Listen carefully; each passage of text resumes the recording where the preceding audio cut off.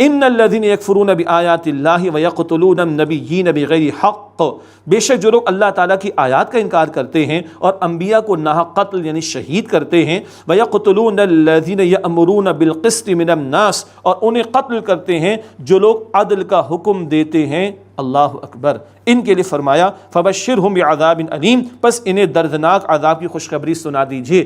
بنی اسرائیل کی تاریخ بھری ہوئی ہے انبیاء کو شہید کرنے کے حوالے سے، اس قدر ظالم لوگ ہیں، یہ یہود اس قدر بے باک اور ظالم ہیں کہ انبیاء تک کو معاذ اللہ شہید کیا۔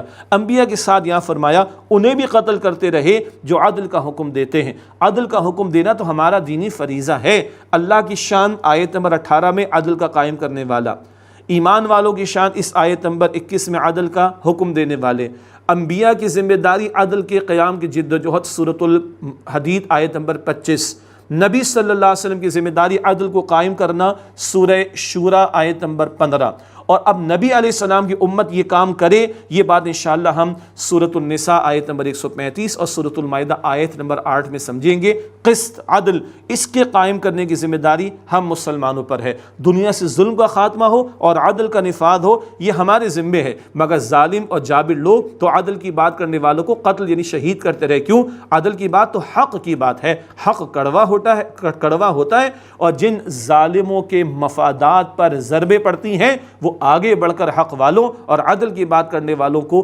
روکتے ہیں، حتیٰ کہ قتل یعنی شہید تک کرتے ہیں۔ ایسے ظالموں کے لیے کہا جا رہا ہے اے نبی ان کو فرما دیجئے فبشرہم بعذاب علیم، انہیں دردناک عذاب کی خوشخبری سنا دیجئے۔ کوئی خوشخبری اگر ہے بھی تو ان لوگوں کے لیے دردناک عذاب کی۔ اولئک الذین حبطت اعمالهم فی الدنیا والآخرہ، یہ وہ لوگ ہیں جن کے اعمال ضائع ہو گئے دنیا میں اور آخرت میں، وما لهم من ناصرین، اور ان کا کوئی مددگار نہیں ہے۔ الم تر الی الذین اوتوا نصیبا من الکتاب یدعون الی کتاب اللہ لیحکم بینہم، کیا آپ نے ان لوگوں کو نہیں دیکھا جنہیں کتاب کا ایک حصہ دیا گیا؟ یہود کی طرف بھی اشارہ، وہ اللہ تعالیٰ کی کتاب کی طرف بلائے جاتے ہیں تاکہ ان کے درمیان فیصلہ کر دیں۔ ثم یتولی فریق منہم وہم معرضون، پھر ان میں سے ایک فریق پھر جاتا ہے اور وہ ہیں اعراض کرنے والے۔ مطلب کی بات ملے گی تو حضور کی بات بھی مان لیں گے صلی اللہ علیہ وسلم، لیکن مطلب کے خلاف ہو تو انکار کرتے، اعراض کرتے ہیں۔ ذالک بانہم قالوا لن تمسنا النار الا ایاما معدودات، یہ اس لیے کہ وہ کہتے کہ ہمیں جہنم کی آگ ہرگز نہیں چھوئے گی مگر گنتی کے چند دن، یہ ان کی خوش فہمی تھی، البقرہ میں بھی بات آئی ہے۔ وَغَرَّهُمْ فِي دِينِهِمْ مَا كَانُوا يَفْتَرُونَ، اور انہیں ان کے دین کے بارے میں دھوکے میں ڈال دیا اس نے جو وہ باتیں گھڑتے تھے، خود ساختہ باتیں گھڑ لیں، اپنے آپ کو اللہ کا چہیتا قرار دے دیا۔ سورۃ المائدہ کی آیت نمبر 18 میں ہم پڑھیں گے، کہتے تھے یہود و نصارہ نحن ابناء اللہ وحباہ، ہم تو اللہ کے بیٹوں کی طرح ہیں، چہیتے ہم اللہ کے پسندیدہ ہیں۔ اللہ کہتا ہے پھر تمہیں عذاب کیوں دیا جاتا ہے؟ خوش فہمی تھی، وشفل تھنکنگ تھی، ان کی حرکتیں تھیں، اس پر قرآن کہہ رہا ہے دھوکے میں ڈال دیا ان کو ان کے دین کے بارے میں اس بات نے جو وہ خود سے گھڑتے تھے۔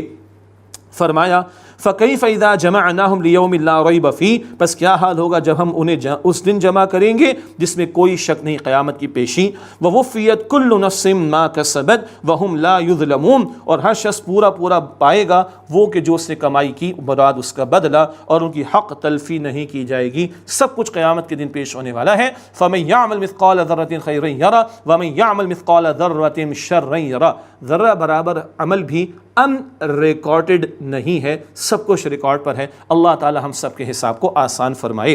اگلی آیات توحید کا بڑا پیارا خزانہ، اور اس کا ایک پس منظر یہ بھی ہے کہ نبی صلی اللہ علیہ وسلم نے صحابہ کرام کو رضی اللہ تعالی عنہم اجمعین آئندہ مستقبل میں روم اور ایران کی فتوحات کی خوشخبریاں سنائیں تو لوگوں نے اعتراض کر دیا، مشرکین کی طرف سے بھی کچھ اعتراض، یہود و نصارہ کی طرف سے بھی، کفار کی طرف سے اعتراضات آئے، تو اللہ تعالیٰ بتا رہا ہے کہ اللہ کے ہاتھ میں کل اختیار ہے، جس کو چاہے وہ عطا فرمائے۔ ایک پس منظر، اور ایک پس منظر یہ ہے وہ جو نجران کا وفد آیا تھا جن سے ڈائلاگ کا ذکر آگے آئے گا، نصارہ کا ڈیلیگیشن، اور ان کی غلط عقائد کا رد حضور فرمائیں گے صلی اللہ علیہ وسلم، ان کو ایک پریشانی ہو گئی۔ بات تو سمجھ میں آ گئی کہ محمد مصطفیٰ علیہ السلام جو فرما رہے ہیں وہ برحق ہے، مگر ان کو رومی سلطنت سے معاوضہ ملتا تھا، نذرانے ملتے تھے، پروٹیکشن ملتی تھی، مفادات ان کے وابستہ تھے، تو پریشانی ہوگی کہ اگر ان کی بات تسلیم کر لیں گے تو یہ سارے مفادات پر ضرب پڑ جائے گی، مالی مفادات اسٹیک پر آ جائیں گے۔ اس پس منظر میں اگلی دو آیات کو ذہن میں رکھیں اور توحید کا بڑا پیارا خزانہ۔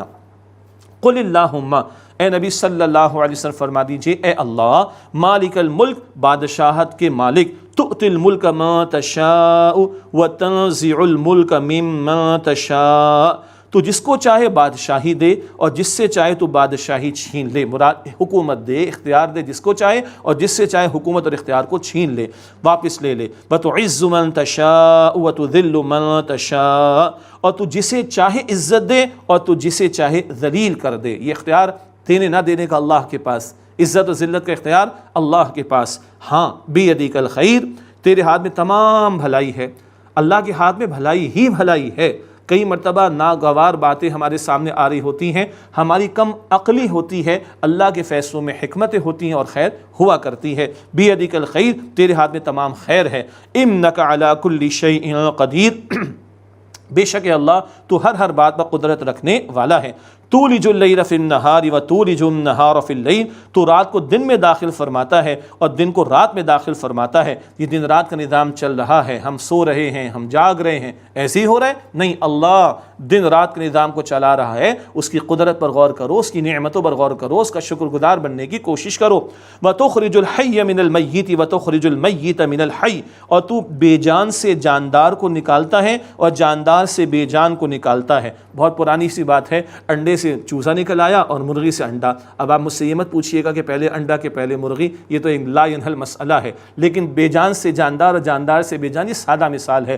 اللہ ایک مردہ قوم کو زندگی دے دے، اللہ اکبر، اور ایک عروج والی قوم کو مردگی دے دے، مردہ کر دے، یہ بھی جاندار اور بے جان کا تصور ذہن میں رہے۔ وَتَرْزُقُ مَن تَشَاءُ بِغَيْرِ حساب، اور جسے تو چاہتا ہے اے اللہ سبحانہ وتعالیٰ بے حساب رزق و عطا فرماتا ہے۔ لا يتخذ المؤمنون الكافرین اولیاء من دون المؤمنین، ایمان والے ایمان والوں کو چھوڑ کر کافروں کو دوست نہ بنائیں۔ وَمَن يَفْعَلْ ذَلِكَ فَلَيْسَ مِنَ اللَّهِ فِي شَيْءٍ، اور جو یہ رویہ اختیار کرے کہ ایمان والوں کو چھوڑ کر کافروں سے دلی دوستیاں اختیار کرے تو اللہ سے اس کا کوئی تعلق نہیں۔ إِلَّا أَن تَتَّقُوا مِنْهُمْ تُقَاةً، سوائے اس کے کہ تم ان سے کچھ بچاؤ کرنا چاہو، کوئی مشکل پیش آ گئی، گھر گئے ہو تو کوئی ظاہری موالات کا معاملہ ہو سکتا ہے بچاؤ کا طریقہ، لیکن وَيُحَذِّرُكُمُ اللَّهُ نَفْسَهُ، اور اللہ تمہیں اپنی ذات سے ڈراتا ہے۔ وَإِلَى اللَّهِ الْمَصِيرُ، اور اللہ تعالیٰ کی طرف لوٹ کر جانا ہے۔ مسلمانوں کی قلبی دوستی مسلمانوں سے ہو سکتی ہے، کافروں سے دلی دوستیاں نہیں ہونی چاہیے جو آج ہم نے اختیار کر رکھی ہیں اور ہمارے حکمرانوں نے اختیار کر رکھی۔ کہیں پھنس گئے تو کوئی طریقہ بچاؤ کا ٹھیک ہے، لیکن خوف کافروں کا نہیں، خوف اللہ کا ہونا چاہیے۔ اور یاد رکھو سب نے لوٹ کر اللہ کی طرف جانا ہے، جواب ہم نے اللہ کو دینا ہے۔ اہم بات آئی کہ ایمان والوں کی دوستی ایمان والوں سے ہوگی قلبی تعلق۔ حسن سلوک تو کسی کے ساتھ بھی ہو سکتا ہے، ایون جانوروں کے ساتھ بھی دین نے تعلیم دی، مگر قلبی دوستی مسلمانوں کی مسلمانوں کے ساتھ ہوگی۔ ایمان والوں کو چھوڑ کر اگر لوگ کافروں کو قلبی دوست بنا رہے ہیں تو پھر اللہ کہتے ہیں مجھ سے تمہارا کوئی تعلق نہیں۔ اللہ اکبر۔ آئیے مطالعہ آگے بڑھاتے ہیں، سورہ آل عمران کی آیت نمبر 29 سے مطالعہ شروع کر رہے ہیں۔ اعوذ باللہ من الشیطان الرجیم، بسم اللہ الرحمن الرحیم۔ قل ان تخفوا ما فی صدورکم او تبدوہ یعلمہ اللہ، آپ فرما دیجئے اے نبی علیہ السلام جو کچھ تمہارے دلوں میں ہے اگر تم اسے پوشیدہ رکھو یا ظاہر کرو، اللہ تعالیٰ اسے جانتا ہے۔ اللہ سے کچھ پوشیدہ نہیں ہے، ہم بندوں سے چھپ سکتے ہیں، اللہ سے نہیں چھپ سکتے۔ وَيَعْلَمُ مَا فِي السَّمَاوَاتِ وَمَا فِي الْأَرْضِ، اور اللہ جانتا ہے جو کچھ آسمانوں میں اور زمین میں ہے۔ وَاللَّهُ عَلَى كُلِّ شَيْءٍ قَدِيرٌ، اور اللہ ہر شے پر قدرت رکھنے والا ہے۔ یوم تجد کل نفس ما عملت من خیر محضرا، جس دن ہر شخص موجود پائے گا جو اس نے کوئی نیکی کی ہوگی، اور وما عملت من سوء، اور جو اس نے کوئی برائی کی ہوگی مراد وہ بھی موجود ہوگی قیامت کا دن۔ تود لو ان بینہا و بینہ امدا بعیدا، وہ تمنا کرے گا کاش اس کے درمیان اور اس کی برائی کے درمیان دور کا فاصلہ ہوتا۔ دنیا میں کیے چلے گئے، کوئی پوچھنے والے شاید نہیں ہے، پکڑ بھی نہیں آ سکے، نکل لیے، بچ گئے، کل نہیں بچیں گے، ڈھیر ہوگا اگر برائیوں کا، وہ چاہے گا مجھ میں اور اس میں دوری پیدا ہو جائے۔ وَيُحَذِّرُكُمُ اللَّهُ نَفْسَهُ، اور اللہ تعالیٰ تمہیں اپنی ذات سے ڈراتا ہے۔ آج لوگ کبھی کبھی کچھ لوگ کیمرے سے ڈرتے ہیں، کچھ لوگ بندوں سے ڈرتے ہیں، اللہ سے نہیں ڈرتے۔ اللہ اکبر کبیرہ۔ اللہ کہتا ہے مجھ سے ڈرو، بندوں نے بندوں کو جواب نہیں دینا، سارے بندے محتاج ہیں، سب نے مر جانا ہے، سب نے کھڑا ہونا ہے، اللہ کے سامنے پیش ہونا ہے اور اللہ کو جواب دینا ہے۔ وَيُحَذِّرُكُمُ اللَّهُ نَفْسَهُ، اور اللہ تمہیں اپنی ذات سے ڈراتا ہے۔ ہاں واللہ رؤوف بالعباد، اور اللہ بہت شفقت فرمانے والا ہے بندوں پر، توبہ کر لو تو اللہ معاف فرما دے گا اور پچھلا سارا معاف کر کے بلیک وائٹ بھی کر دے گا۔ جی قرآن پاک میں ہے، توبہ کا بیان آتا رہے گا انشاءاللہ۔ سورہ فرقان آیت 70-71 میں سچی پکی توبہ لاؤ، اللہ گناہوں کو معاف ہی نہیں فرما دے گا، گناہوں کو نیکیوں میں بدل دے گا۔ اللہ اکبر۔